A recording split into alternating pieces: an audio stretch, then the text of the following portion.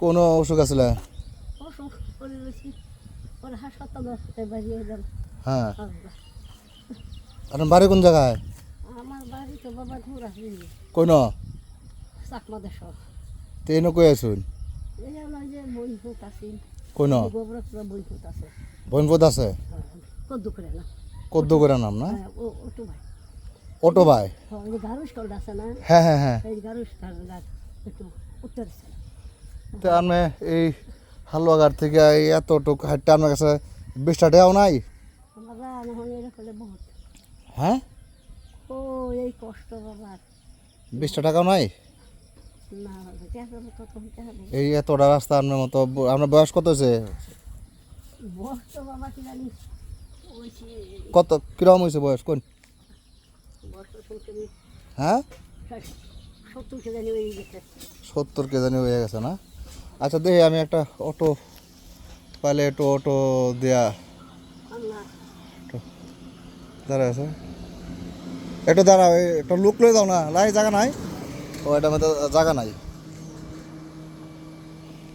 দেখি একটা আয়োগ আপনার আমি অটো ভাড়া দেয় দিয়েছে আপনি জান গা এতটা রাস্তা আমরা কষ্ট করে যাবেন, আপনার এই বয়স্ক মানুষ বৃদ্ধ মানুষ।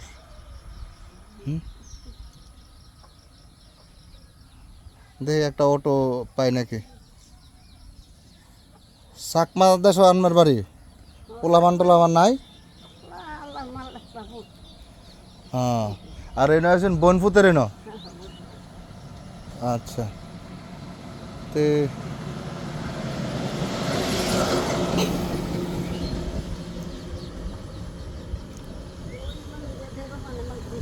হ্যাঁ আচ্ছা দে অটোটা আছে কিনা একটা দাঁড়া, একটা দাঁড়া। তুমি কই যাবে? কই যাবে?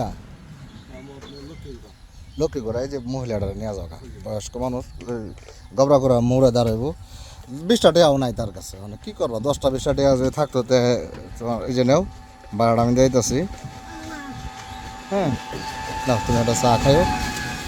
হ্যাঁ ঠিক আছে, না শাশি বাড়ি যান কে? হ্যাঁ আচ্ছা ঠিক আছে, ধন্যবাদ। হ্যাঁ আচ্ছা,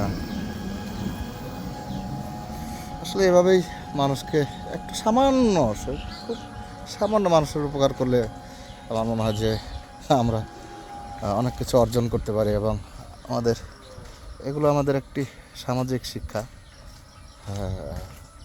মানবিক শিক্ষা। প্রত্যেক মানুষেরই সেই মানবিক গুণাবলী থাকা বাঞ্ছনীয়।